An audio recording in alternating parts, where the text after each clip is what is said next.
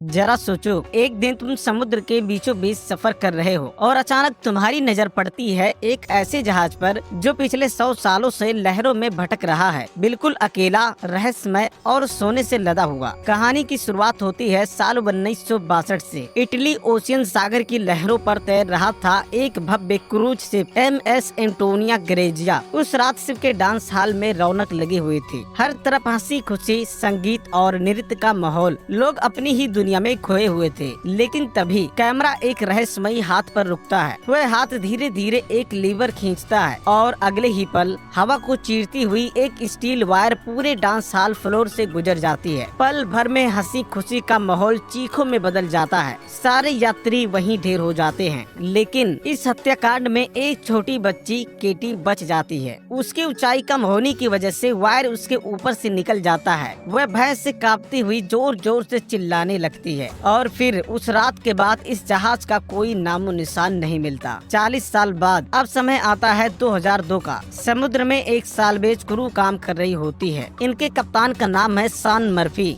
एक शख्स लेकिन समझदार लीडर। उनकी टीम किसी टूटे फूटे जहाज को किनारे तक खींच कर लाती है और इस कामयाबी का जश्न मनाने लगती है। उसी दौरान इनके सामने आता है एक रहस्यमयी शख्स, जैक फेरीमन। वह खुद को एक बेदर पायलट बताता है। जैक कहता है कि उसे समुद्र के बीचों बीच एक पुराने जहाज के बारे में जानकारी है, वही एंटोनिया ग्रेजिया जो 40 साल पहले अचानक गायब हो गया था। जैक के अनुसार उस जहाज में बहुमूल्य खजाना छिपा है। लालच और रोमांच दोनों ही चीजें सुनकर टीम मान जाती है और वे सब उसके साथ उस दिशा में निकल पड़ते हैं। कई दिनों की यात्रा के बाद जब वे उस जगह पहुंचते हैं तो पहले तो सबको निराशा होती है। वहाँ कोई जहाज नजर नहीं आता। लेकिन तभी समुद्र की धुंध के बीच से एक विशाल परछाई सामने आती है और जैसे ही वह करीब आता है सबके रोंगटे खड़े हो जाते हैं। वह वही जहाज था, एंटोनिया ग्रेजिया। पूरा का पूरा शिप बिल्कुल वैसे ही जैसे 40 साल पहले था, लेकिन समय की मार और वीरानी उसमें साफ झलक रही थी।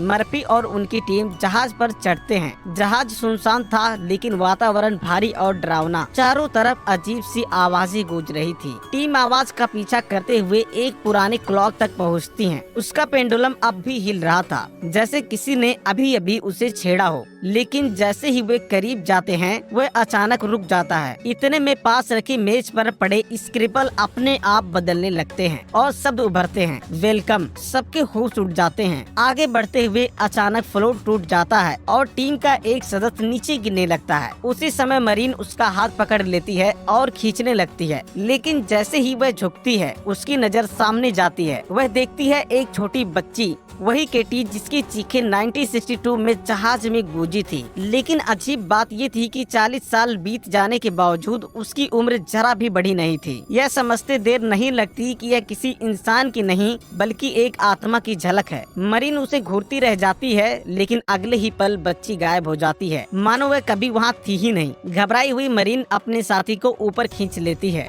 सब लोग अब और भी सतर्क हो जाते हैं। जैसे जैसे वो जहाज में आगे बढ़ते हैं उन्हें ऐसे सुराग मिलते हैं जो साफ बताते हैं कि यह जहाज सिर्फ लोहा और लकड़ी का ढांचा नहीं बल्कि किसी भयानक रहस्य का कैद खाना है। टीम जब जहाज की तलाशी ले रही होती है तो उन्हें एक चीज बहुत चौंकाती है। एक केबिन में उन्हें एक आधुनिक कलाई घड़ी मिलती है। मरीन हैरान होकर कहती है 1960 के दौर में तो ऐसी वॉच बनाई ही नहीं जाती थी। कप्तान शॉन मर्फी गहरी सोच में डूबकर जवाब देता है, तो इसका मतलब शायद हमसे पहले भी कोई यहाँ आ चुका है। जहाज के मैनुअल दस्तावेज उठाकर सब अपने स्टीमर पर लौट आते हैं। अगली सुबह उन्हें एक गंभीर सच पता चलता है। जहाज में एक बहुत बड़ा छेद है और धीरे धीरे पानी अंदर भर रहा है। अगर इसे रोका ना गया तो जहाज हमेशा के लिए समुद्र की गहराइयों में समा जाएगा। इसीलिए वे तय करते हैं कि अगले 3 दिनों में इस छेद की मरम्मत करेंगे और फिर जहाज को बाहर निकालेंगे। सारी टीम अपने अपने काम में लग जाती है। इसी बीच मारिन अकेले जहाज के उस हिस्से में जाती है जहाँ कभी स्विमिंग पूल हुआ करता था, लेकिन वहाँ का नजारा उसे हिला देता है। पुल की दीवारों पर गोलियों के निशान बने हुए थे। वह जैसे ही पुल से बाहर आने लगती है उसकी नजर अचानक ऊपर जाती है। वही बच्ची, वही मासूम चेहरा केटी। घबराकर मरीन का पैर फिसल जाता है और वह धीरे से पुल में गिर पड़ती है। उसका सिर जोर से नीचे टकराता है और खून बहने लगता है। लेकिन हैरत की बात ये थी कि पानी खून को अपने अंदर सोख रहा था, मानो उससे पी रहा हो। मरीन ऊपर देखती है जहाँ कुछ पल पहले बच्ची खड़ी थी, लेकिन अब वहाँ जैक खड़ा था। जैक उसे ऊपर खींच लेता है। दोनों के निकलने के बाद कैमरा फिर पूल पर लौटता है और देखा जाता है कि पूरा पूल अब खून से भर चुका है। मरीन और जैक आगे बढ़ते हैं और एक भारी दरवाजा खोलते हैं। जैसे ही दरवाजा खुलता है तेज धार वाला पानी बाहर निकलने लगता है और उन्हें अंदर खींच लेता है। दरवाजा अपने आप पीछे से बंद हो जाता है। अब उनके पास एक ही रास्ता था,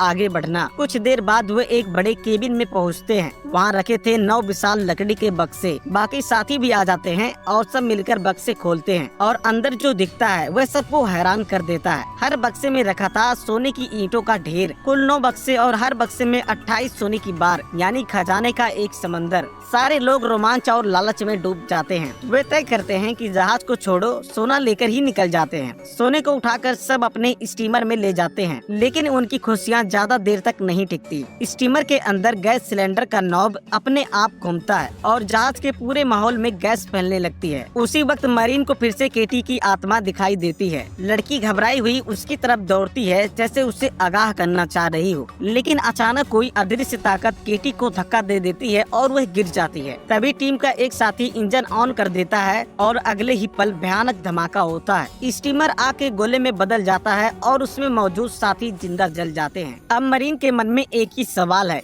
ये बच्ची कौन है? वह क्यों बार बार सामने आ रही है? सच्चाई जानने के लिए मरीन जहाज की पैसेंजर डेटा देखती है। वहीं उसे नाम मिलता है केटी हार्वुड। मरीन उसके कमरे तक पहुंचती है। कमरे के भीतर उसे दिखाई देता है केटी का ढांचा। अब उसे साफ समझ में आ जाता है अब तक जो भी लड़की उसे दिख रही थी वह असल में उसी केटी की आत्मा थी जो इस जहाज में कैद होकर रह गई है। दूसरी ओर सान मर्फी कैप्टन के रूम में बैठा होता है। अचानक उसके सामने प्रकट होती है इस जहाज के पुराने कप्तान की आत्मा। वह मर्फी को शराब का गिलास पकड़ाता है और कहता है, पी लो, तुम्हें इसकी जरूरत पड़ेगी। इसके बाद वह पुरानी तस्वीर निकालता है। उस तस्वीर में एक और जहाज दिखाई देता है जिस पर लिखा है लोरेली। कप्तान बताता है कि कई साल पहले 1962 में हमने इसी जहाज को रेस्क्यू किया था और वही कहानी आज फिर से दोहराई जा रही है। कप्तान की आत्मा जब सान मर्फी से बात कर रही होती है तो वह उसे एक और पुरानी फोटो दिखाती है। जैसे ही सान मर्फी उस तस्वीर पर नजर डालता है उसका चेहरा सफेद पड़ जाता है। उसे एहसास हो जाता है कि इस रहस्य की जड़ बहुत गहरी है। इधर मारीन जहाज के एक कोने में बैठी है। उसके सामने बैठी है वही छोटी बच्ची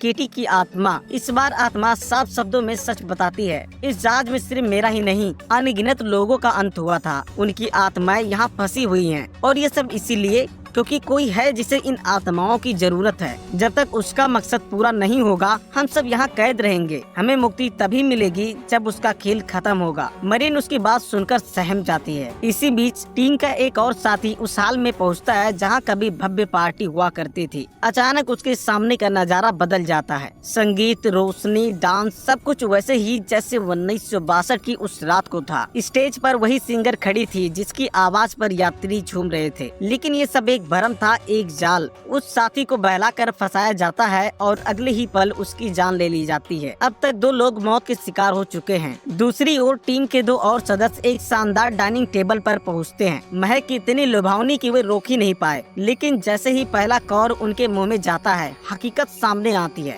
थालियों में खाना नहीं बल्कि सड़े गले कीड़े रेंग रहे थे। दोनों घृणा और डर से उल्टी कर देते हैं। अब कैमरा फिर सान मर्फी पर लौटता है। उसे धीरे धीरे सच्चाई समझ में आने लगती है और वह जहाज से जल्द निकलना चाहता है। वह मरीन को ढूंढ रहा होता है, लेकिन तभी उसके सामने प्रकट होता है उसका वही साथी जो ब्लास्ट में मारा गया था। असल में यह उसका भूत था जो लगातार मर्फी की ओर बढ़ रहा था। उधर मारीन भी मर्फी को ढूंढते ढूंढते वहीं पहुंच जाती है, लेकिन जब सान की नजर उस पर पड़ती है तो उससे मरीन की जगह अपना वही मरा हुआ साथी दिखाई देता है। पागलपन और डर के असर में वह मरीन पर हमला कर देता है। मरीन पूरी ताकत लगाकर उसका सामना करती है और उसे घायल कर देती है। सान लगभग उसे खत्म करने ही वाला होता है कि तभी अचानक पीछे से जैक आकर उसे बेहोश कर देता है। जैक वही इंसान था जिसने सबको इस जगह पर पहुंचाया था। अब वह मर्फी पर शक का बहाना बनाता है और उसे नीचे एक्वेरियम रूम में बंद कर देता है। बाकी बचे 2 साथी भी जैक और मरीन के साथ मिलकर जहाज की मरम्मत करने लगते हैं। उनके पास अब कोई और विकल्प नहीं था। अगर जहाज ठीक न हुआ तो सब डूब जाएंगे। इसी दौरान मरीन अपने एक और साथी को ढूंढने निकलती है, लेकिन बच्ची की आत्मा फिर से उसके सामने आती है। इस बार उसे वह सच्चाई दिखाती है।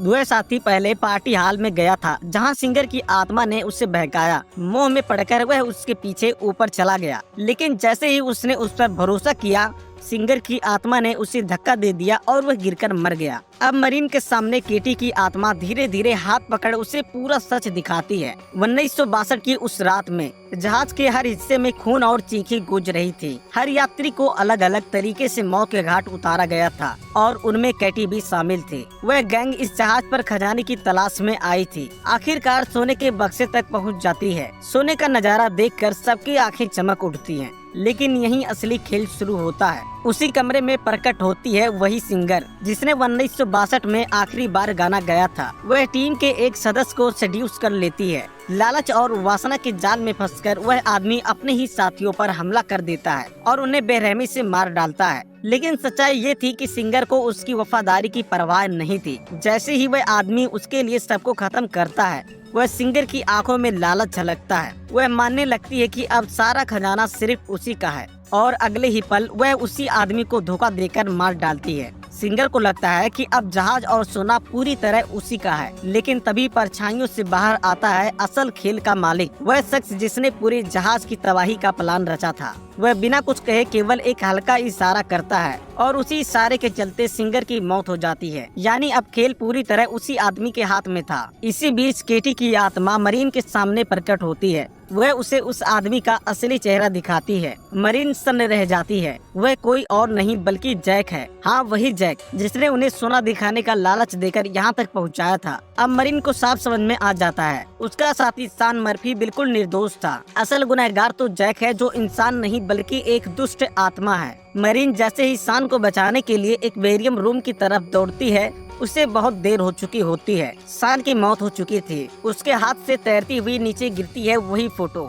जो जहाज के पुराने कप्तान ने दी थी। अब सारी गुत्थी खुल जाती है। जैक कोई इंसान नहीं बल्कि एक इविल स्पिरिट है। वह आत्माओं को अपने लिए इकट्ठा करता है, शायद किसी अंधेरी शक्ति या शैतान के लिए काम करता है। और यही वजह है कि वह इस जहाज पर हर किसी की जान लेना चाहता है ताकि उनकी आत्माएं उनके संग्रह का हिस्सा बन जाए। मरीन अब अकेली रह जाती है। वह अपने साथी से कहती है, जैक पर नजर रखना, मैं दूसरे को ढूंढने जा रही हूँ। लेकिन जब वो जहाज के नीचे पहुँचती है तो उसे पता चलता है कि उसका दूसरा साथी पहले ही जैक का शिकार बन चुका है। इसी बीच जैक उस जगह पहुँचता है जहाँ मरीन का साथी उसकी निगरानी कर रहा था। दोनों में बहस होती है और फिर झड़प। गुस्से में मरीन का साथी जैक पर गोली चला देता है। वह समझता है कि जैक मर चुका है, इसीलिए वह वहाँ से निकल जाता है। अब मरीन जानती है कि इस जहाज से बाहर निकलने का केवल एक ही तरीका है, इसे हमेशा के लिए खत्म कर देना। वह जहाज के अलग अलग हिस्सों में बम लगाना शुरू कर देती है। हर कोने हर डेग में विस्फोटक फिट कर दिए जाते हैं। उसी समय उसका वही साथी जिसने जैक पर गोली चलाई थी उसके पास वापस आता है।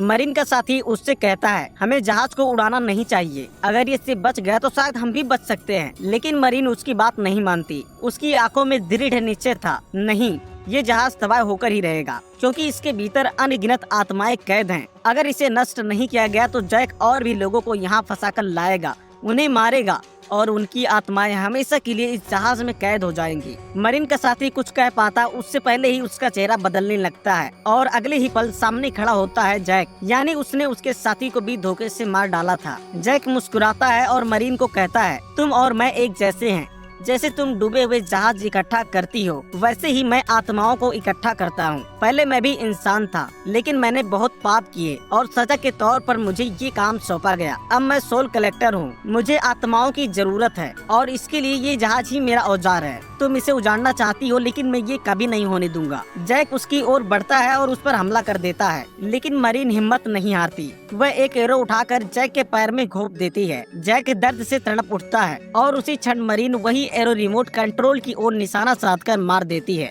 रिमोट का बटन दबता है और जहाज के हर हिस्से में धमाका ब्लास्ट होने लगता है। मरीन खुद भी जहाज से कूद जाती है। पानी में गिरते ही चारों ओर आग और विस्फोट की लहरें उठने लगती हैं। पानी के भीतर मरीन फंस जाती है। उसके सांस टूटने लगती है। तभी उसके सामने प्रकट होती है वही छोटी बच्ची केटी। उसकी आत्मा मरीन का हाथ पकड़कर उसे ऊपर की ओर रास्ता दिखाती है। बहुत मशक्कत के बाद मरीन सतह पर पहुंचती है। वह देखती है कि जहाज ध्वस्त हो चुका है और उसके साथ साथ उसमें कैद सभी आत्माएं आजाद हो रही हैं। चारों तरफ उजाला फैल जाता है। हर आत्मा स्वर्ग की ओर बढ़ने लगती है। उनमें केटी भी थी, जिसने आखिरी पल तक मरीन का साथ दिया। दरअसल बाकी आत्माएं जैक की गुलाम बन चुकी थी, लेकिन केटी एक पवित्र आत्मा थी। वह गुलाम नहीं बन पाई और इसी कारण बार बार मरीन की मदद करती रही। आज उसी की वजह से सबकी आत्माएं आखिरकार आजाद हो चुकी थी। मरीन एक लकड़ी के बॉक्स के सहारे समुद्र में तैरती रहती है। काफी देर बाद उसे एक जहाज देख लेता है और ऊपर खींच लिया जाता है। बेहोशी की हालत में उसे अस्पताल ले जाया जाता है।